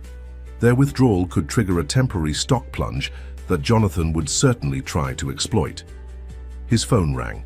Davis, with an update. "My team followed the paper trail," the security chief reported. "The tracker on your car was purchased through a shell company that leads back to a security firm regularly employed by Pierce Industries, Jonathan's family company, separate from his role at Harrington Investments. Can we prove he ordered it?" Rick asked. "Not directly," Davis admitted. "There's plausible deniability built into the arrangement, but we did find something else. Records of payments from Pierce Industries to Councilwoman Morgan's Community Development Fund. 6 figures over the past month." The pieces were falling into place. "Political contributions aren't illegal," Rick noted. "No," Davis agreed, "but the timing is suspicious, and my sources say Morgan is preparing to announce a comprehensive homeless enforcement initiative tomorrow, specifically targeting the area around Harrington Tower." It was another escalation, using city resources to disrupt the program and intimidate its participants. The strategy was becoming clear. undermine Rick's corporate position while simultaneously attacking the foundation from multiple angles. "Anything on Trevor Wilson?" Rick asked. "Nothing concrete yet. He's met with Pierce twice in the past week, but journalists meet with business people all the time." After ending the call, Rick stood at his window, watching night settle over Manhattan. The city lights blurred as his focus turned inward, weighing options, considering approaches. The political and business challenges were substantial, but navigable. What troubled him more was the increasing risk to the children and to Sarah. His intercom buzzed, an unexpected visitor. The security feed showed Sarah standing in the private elevator lobby, her expression resolute. "Come in," Rick said, buzzing her up. "Is everything all right downstairs?" "Fine," Sarah assured him as she stepped into the penthouse. "The children are watching a movie. I wanted to talk to you, privately." There was something in her manner, a determination, a decision reached, that made Rick both curious and apprehensive. "Of course. Can I get you anything?" Sarah shook her head, then seemed to reconsider. "Actually, if you have tea." Minutes later, they sat in the living room, steam rising from their cups. Sarah was uncharacteristically hesitant, turning her mug in her hands. "I've been offered a job," she finally said. "A good one. Personal assistant to the dean at Columbia's School of Social Work. The hours would work with Lily's school schedule, and the salary is very generous." "That's wonderful," Rick said, genuinely pleased for her. "You'd be perfect for that role." "I have an interview tomorrow," Sarah continued. "A formality," they said. "The position is essentially mine if I want it." "Of course you want it," Rick said, then paused, noting her conflicted expression. "Don't you?" Sarah met his eyes directly. It would mean moving out of the tower. There's subsidized faculty housing that comes with the position, and while Lily could still participate in the after-school programs here, we wouldn't be as involved. Rick understood her concern. "Sarah, that's an incredible opportunity. You should absolutely take it. But the program, the children, they need consistency. With everything that's happening, it feels wrong to leave now." "You wouldn't be leaving," Rick assured her. "You'd be establishing your independence, which is exactly what you said you wanted." He paused. "And what the children need to see modeled." Sarah's relief was visible. "You're sure? Because I could delay accepting or work out a transition period." "I'm positive," Rick interrupted gently. "And selfishly, having someone like you at Columbia could be valuable for the foundation long-term. We'll need academic partnerships, research support." Sarah smiled, the tension leaving her shoulders. "I thought the same thing, and it would put me in position to finish my own degree eventually." Rick raised his eyebrows. "You were in school? Community college, part-time, early childhood education? I had to stop when—" She didn't need to finish the sentence. When Rick had fired her, upending her carefully balanced life. "I'm sorry," Rick said, the words inadequate but sincere. "For all of it. The callous way I handled the staff changes, the lack of personal consideration for someone who had been so important to our family." Sarah's expression softened. "You were different then, trying to prove yourself. That's no excuse." "No," she agreed, "but it is an explanation. And watching you change, seeing you fight for these children, it matters, Rick, more than you know." There was something in her voice, a warmth that hadn't been there before. Rick found himself acutely aware of her presence, not as his former employee, or even as Lily's mother, but as a woman of remarkable strength and grace. "I couldn't have done any of this without you," he said quietly. "You organized everything, made it functional, created a real home for them." "We did it together," Sarah corrected him, "and we'll continue to, even if I'm not living here." The moment stretched between them, charged with unspoken possibilities. Then Sarah's phone buzzed, a text from Lily checking when she'd return. "I should get back," Sarah said, rising. "The movie will be ending soon." Rick walked her to the elevator. "Good luck tomorrow, though you won't need it. You'll be brilliant." "And you?" Sarah asked. "Your board meeting, the investors?" Rick smiled with more confidence than he felt. "I'll manage." "Yes," Sarah said, studying his face. "I believe you will." After she left, Rick returned to his preparations with renewed purpose. Tomorrow's battles weren't just about his control of Harrington Investments or even the foundation itself. They were about creating a world where Sarah could reclaim her interrupted dreams, where Lily could grow up with both stability and opportunity, where children like Max and Damon could transform their hard-won resilience into futures worthy of their potential. Monday morning dawned clear and cold, a perfect October day in New York. Rick dressed with particular care, his most impeccable suit, his father's cufflinks, a tie that conveyed authority without aggression. Armor for the battles ahead. The board meeting began at 9 and, as predicted, Jonathan Pierce led the opposition. The strategy was transparent. Highlight the Singapore investors' hesitation, emphasize the regulatory complications with the foundation, suggest that Rick's judgment had become compromised by emotional factors. "We're all sympathetic to charitable impulses," Jonathan said smoothly, his practiced sincerity almost convincing. But the scale and speed of these changes, the personal financial commitment, the regulatory attention, it raises legitimate questions about decision-making at the highest levels of our company. Several board members nodded in agreement, but fewer than Rick had expected. His weekend alliance building had evidently been effective. "If I may," interrupted Victor Blackwell, the eldest board member, "I've known Richard since he was a boy. I've watched him grow into a formidable businessman, sometimes at the expense of the broader vision his father maintained." Rick tensed, uncertain where Victor was heading with this. "What I'm seeing now," Victor continued, "is not a deterioration of judgment but a restoration of balance. William Harrington built this company on the principle that profit without purpose is hollow. That principle has been less evident in recent years." The implicit criticism was fair, Rick acknowledged silently. "The foundation is a separate entity," Victor reminded the board. "Its operations don't impact our corporate structure or finances, and the fact that our CEO is demonstrating social responsibility should be celebrated, not questioned." Jonathan's smile tightened. "Noble sentiments, Victor. But sentiment doesn't drive shareholder value.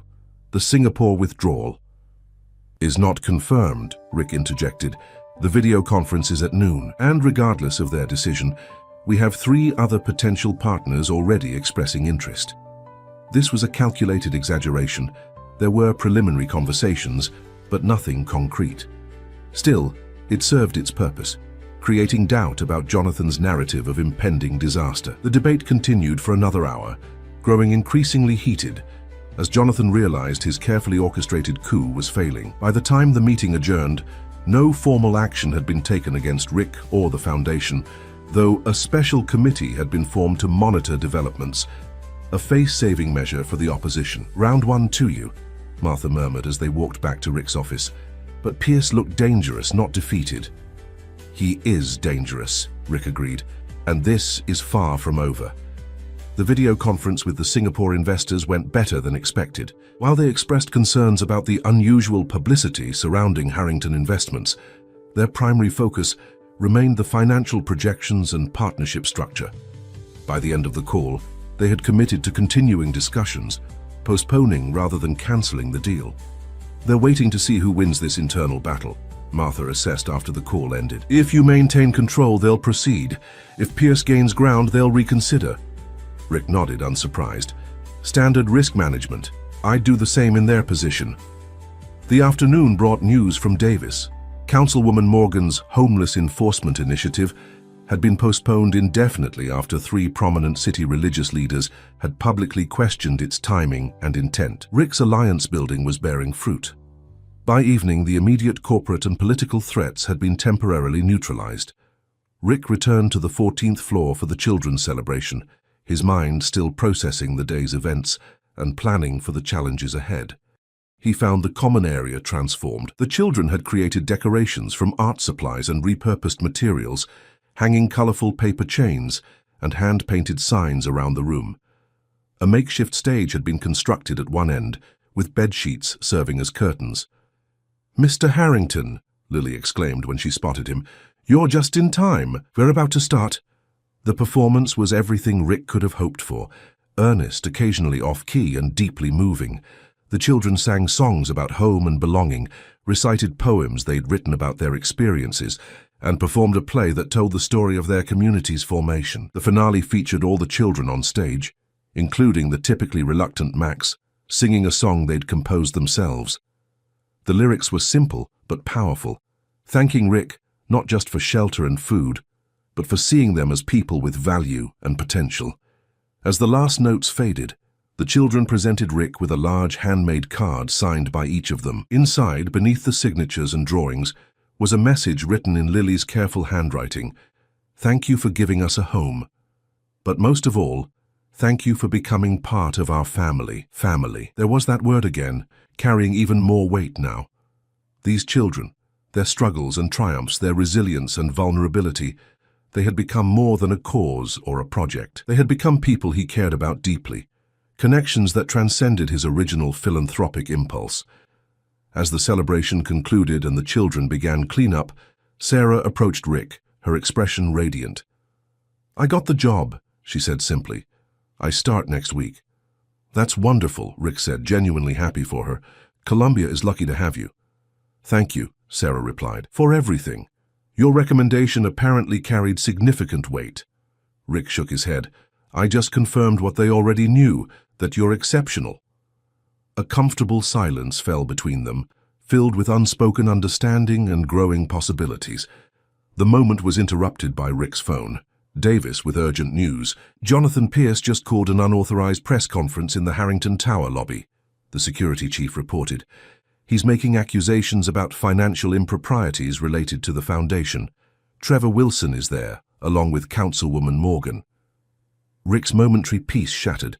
"I'm on my way down. Should I have security remove them?" Davis asked. "No," Rick decided after a moment's thought. "Let them speak, but make sure our legal team is present, recording everything." Sarah, who had overheard enough to understand the situation, touched his arm. "Be careful," she said softly.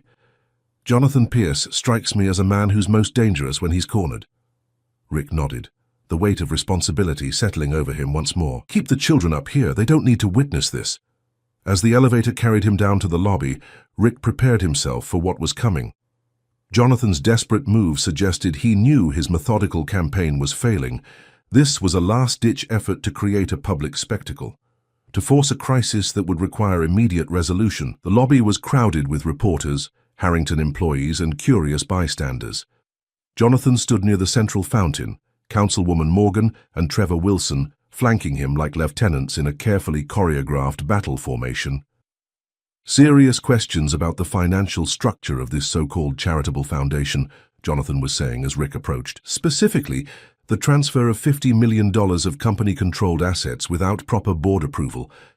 It was a deliberate mischaracterization. The funds had come from Rick's personal accounts, not company resources." Jonathan knew this, which made the accusation not just false but potentially libelous. "Additionally," Jonathan continued, "there are regulatory concerns about the unauthorized conversion of commercial space into residential facilities, particularly for minors with complex legal statuses." Again, a calculated distortion. The renovations had followed all legal requirements, with permits properly obtained and inspections passed. Rick stepped forward, his arrival creating an immediate stir among the assembled press. Jonathan faltered momentarily, then recovered with a predatory smile. "Ah, Richard. Perfect timing. Perhaps you'd like to address these concerns directly." The trap was set. React defensively, appear guilty, stay silent, seem complicit. Rick chose a third option. "I'd be happy to," he said calmly, approaching the impromptu podium Jonathan had established. "Though I'm surprised by the forum, given that these matters were addressed in this morning's board meeting, a meeting you attended, Jonathan."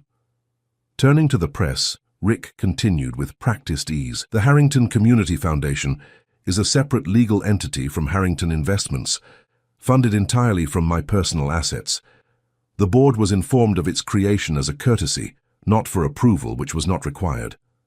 Jonathan attempted to interject, but Rick continued smoothly. "As for the renovations, all required permits were obtained, all inspections passed, and all regulatory requirements met. In fact, both the Fire Marshal and Child Protective Services have specifically commended the facility's design and operations." Councilwoman Morgan stepped forward. "Mr. Harrington, while your intentions may be admirable, there are community concerns about—" "About what, Councilwoman?"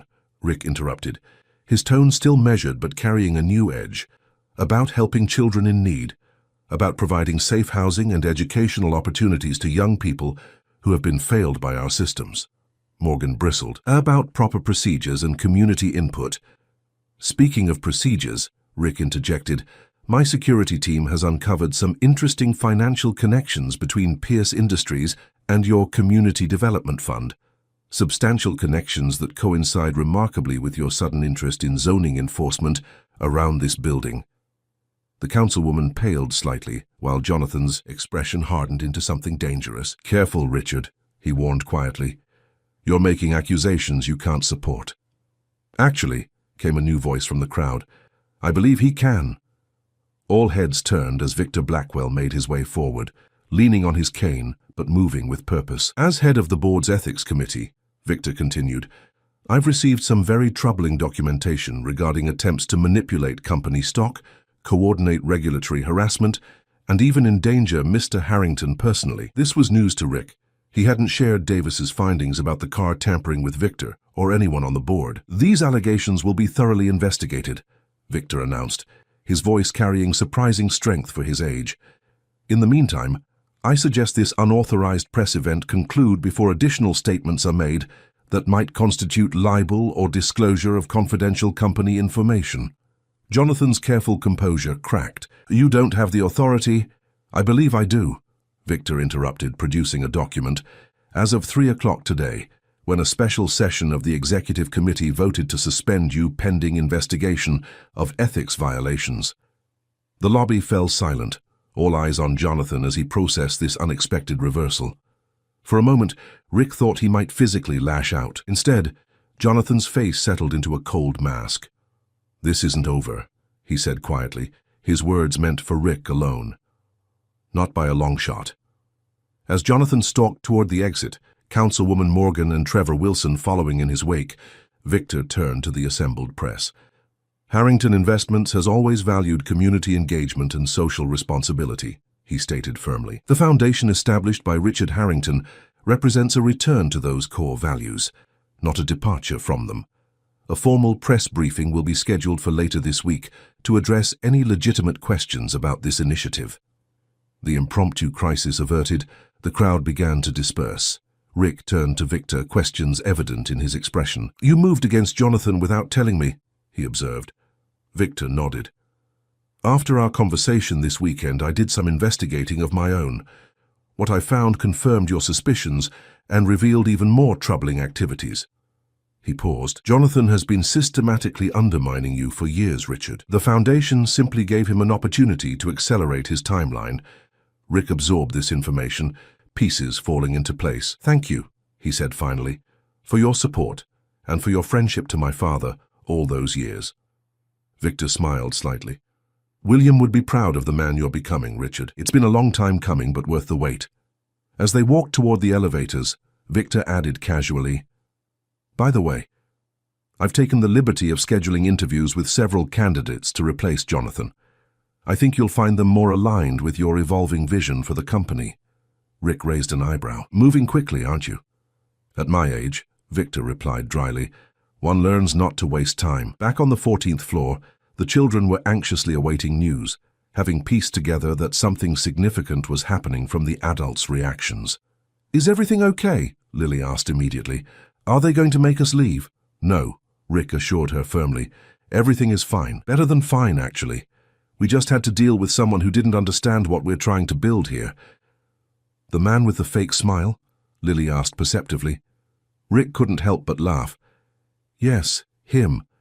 But he won't be bothering us anymore. As the children returned to their evening activities, Sarah approached Rick, concern evident in her expression. That sounded serious, she said quietly. It was, Rick admitted. Jonathan made his move, but it backfired. Victor Blackwell had already been building a case against him for ethics violations. He's been suspended pending a full investigation. Sarah's relief was visible. So it's over, this round, Rick qualified. Jonathan won't give up easily, but we've gained ground and time. Sarah studied his face. You don't seem as happy as I'd expect, given the victory. Rick considered her observation. It doesn't feel like a victory yet, he admitted. More like the beginning of something bigger, a first step. Sarah nodded, understanding. The real work is just starting, isn't it?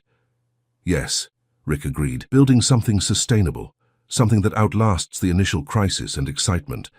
That's the real challenge. As they spoke, Lily approached with a plate of cookies the children had made during the celebration. "We saved these for you," she said, offering them to Rick, "because you missed dessert with all the excitement downstairs." The simple gesture, a child thinking of his needs amid her own concerns, touched Rick deeply. "Thank you, Lily. That was very thoughtful." After she left, Rick turned back to Sarah. "Did you tell her about the job and moving?" Sarah nodded.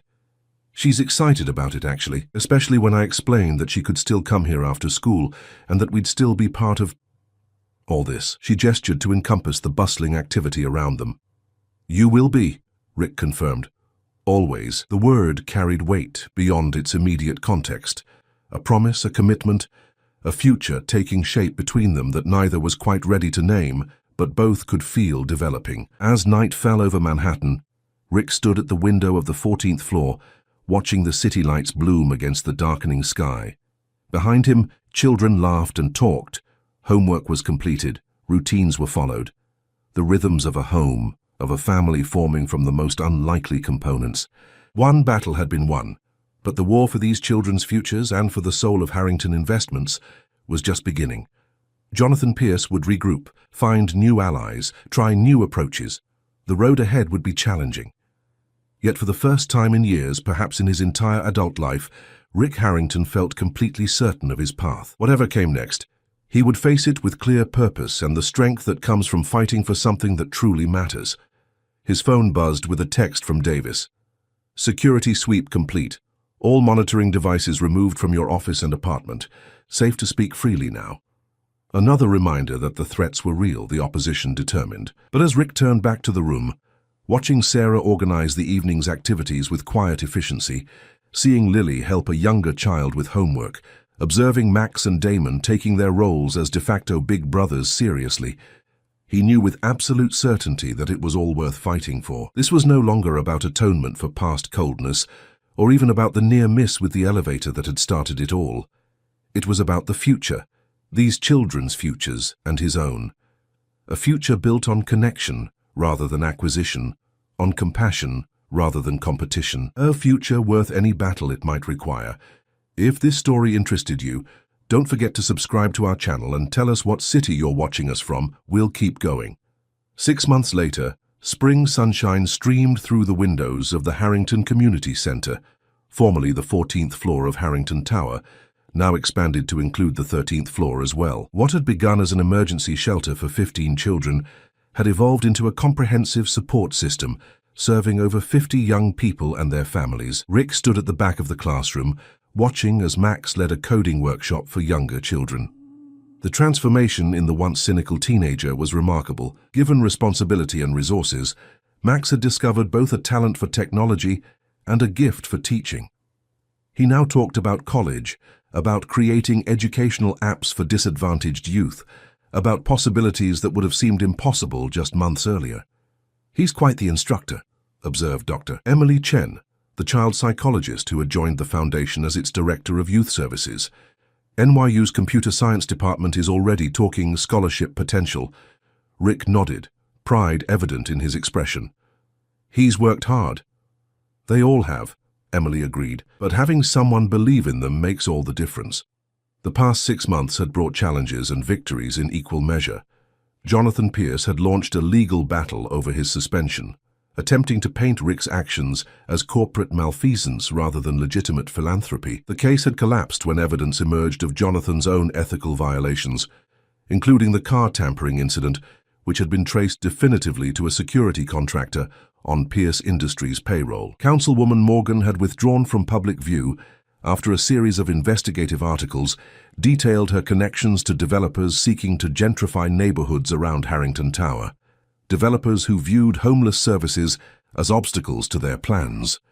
Her political career effectively ended.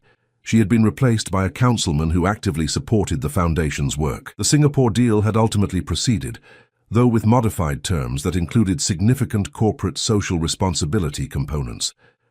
Under Rick's guidance, Harrington Investments had begun integrating ethical considerations into all its business decisions, not as window dressing, but as fundamental operating principles.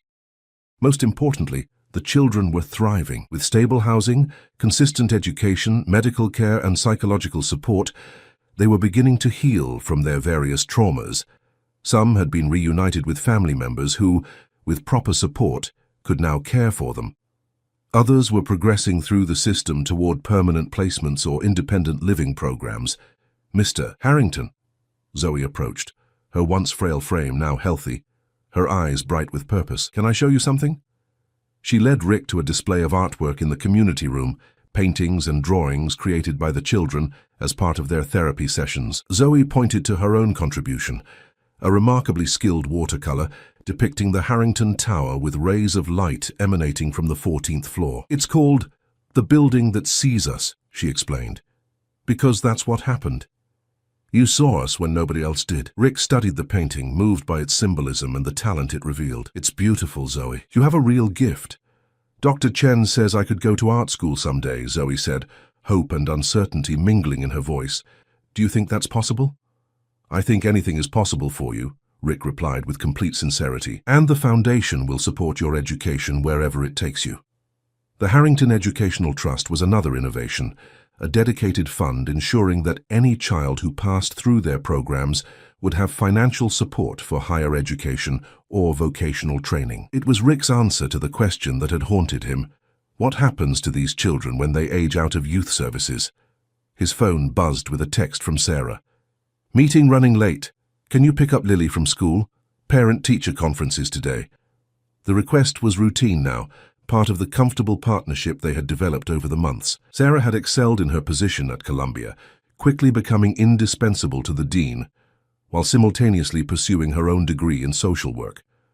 Lily split her time between their new apartment near campus and the community center, where she maintained her role as unofficial ambassador and morale officer. Rick's relationship with Sarah had evolved gradually from mutual respect to deep friendship and eventually to something more.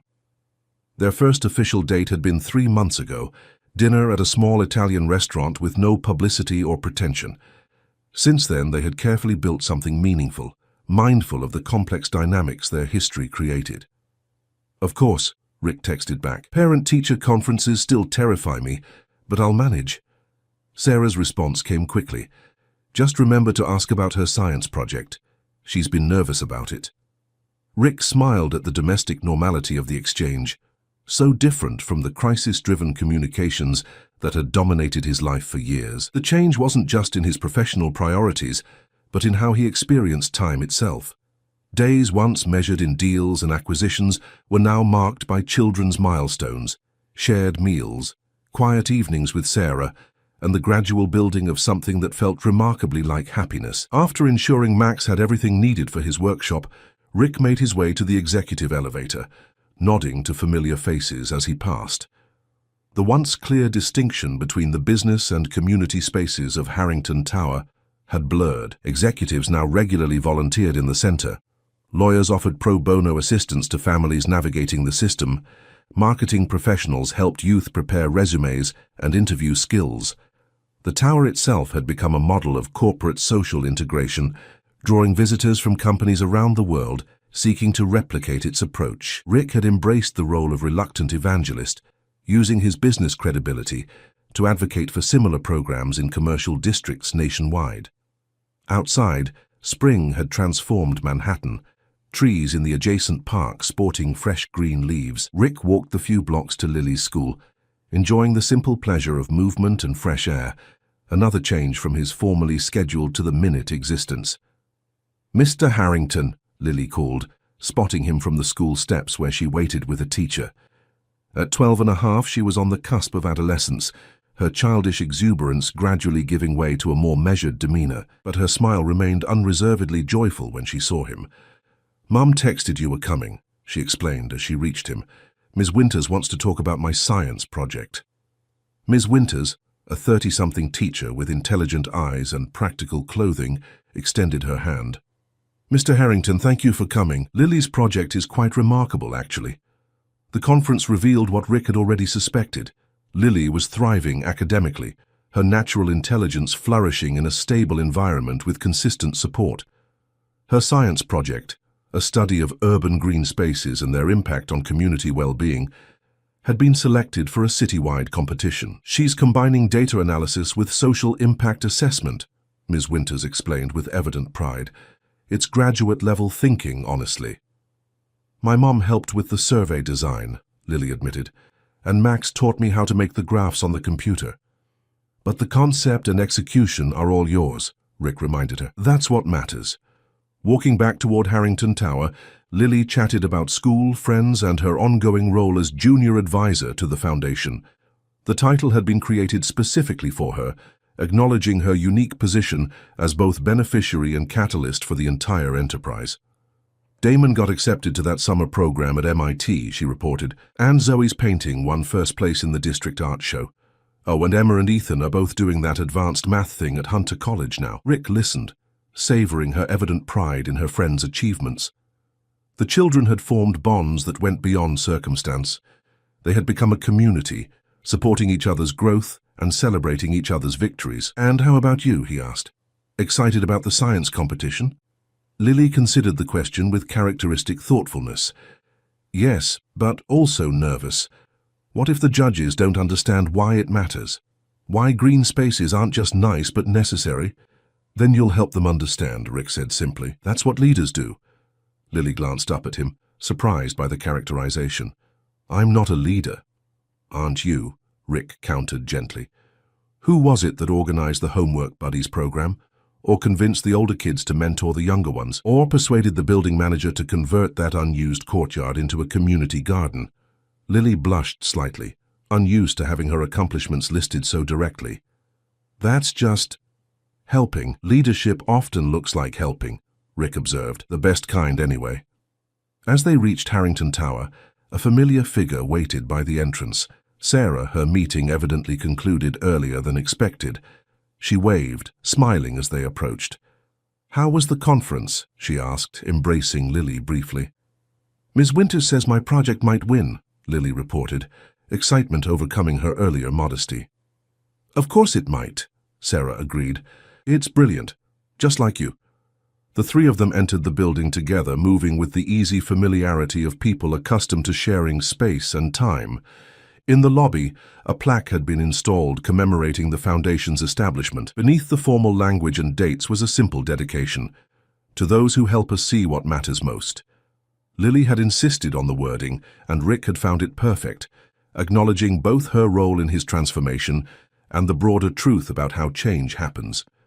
Sometimes we need others to show us what has been in front of us all along. I need to check on the after-school program, Sarah said as they reached the elevators.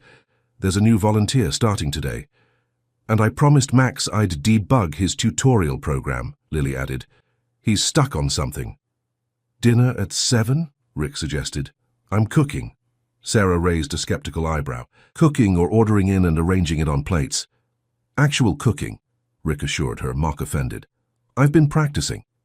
The domestic normalcy of the exchange still sometimes caught him by surprise, this unfolding life so different from what he had once imagined for himself. The corporate successes and accolades that had once defined his worth now seemed hollow, compared to these moments of genuine connection. As Sarah and Lily headed toward the community center floors, Rick continued to his office on the top floor. Though he still served as CEO of Harrington Investments, his approach to the role had fundamentally changed. Business decisions were now evaluated, not just for profit potential, but for social impact. The company had become a leader in ethical investment strategies, attracting partners who shared their evolving values. Martha met him at the elevator, tablet in hand as always. The Tokyo call is in 20 minutes, she reminded him, and the Foundation Board meeting has been moved to 4 instead of 3. Thank you, Rick said, taking the tablet to review the agenda. Any word from the city on the zoning variance for the Brooklyn expansion? Approved this morning, Martha reported with satisfaction. Construction can begin next month. The Brooklyn project represented the Foundation's first expansion beyond Harrington Tower, a former warehouse being converted into a comprehensive youth center serving one of the city's most under-resourced communities. It would become a template for similar developments in cities nationwide. And the quarterly numbers? Rick asked, referring to Harrington Investments' financial performance. Up 8%, Martha said. The Ethical Investment Fund is outperforming projections by 12%. Turns out social responsibility can be profitable. Rick smiled at her dry tone. Don't sound so surprised. You've been saying that for months. Yes, but now we have the data to prove it to the skeptics, Martha pointed out. Speaking of which, Victor called. He wants to discuss succession planning for the foundation. At 74, Victor Blackwell had become the foundation's most passionate advocate, devoting his considerable influence and experience to ensuring its long-term sustainability. His concern for succession planning was characteristic, looking beyond current success to future challenges. The remainder of the afternoon passed in a familiar rhythm of calls, meetings, and decisions, the business of both profit and purpose requiring equal attention to detail. By 6:30, Rick was in his penthouse kitchen, attempting to prepare the dinner he had promised. The space had changed significantly over the past months. Once sterile and impersonal, it now showed evidence of regular visitors. Lily's textbooks on the coffee table, Sarah's reading glasses by the favorite armchair, photographs of foundation events on walls that had previously displayed only abstract art. The elevator chimed, announcing Sarah's arrival. She entered carrying a bottle of wine and wearing an expression of amused skepticism. It smells surprisingly edible in here, she observed, setting the wine on the counter. I'm impressed. Your confidence is overwhelming, Rick replied dryly, stirring the pasta sauce he'd been laboring over. I told you I've been practicing. Sarah moved beside him, sampling the sauce with a critical expression that softened into approval. Actually good, she admitted, though I'm still not convinced you didn't have professional help. Martha found a cooking course, Rick confessed. Executive basics. Apparently I'm not the only CEO who can't boil water. Sarah laughed, the sound warming the space in a way no design element ever could. Well, I appreciate the effort. Where's Lily? Still debugging with Max. She said they're close to a breakthrough and asked for another hour. Sarah nodded, unsurprised. Those two are quite the team. Max's mentor from NYU thinks they could publish their educational app in the university's development journal. At 12 and 16, Rick asked, impressed. Age is increasingly irrelevant in technology, Sarah replied, setting plates on the table, especially when the developers have first-hand experience with the problems they're solving. That was the Foundation's emerging philosophy as well, involving the young people in designing the very programs meant to serve them.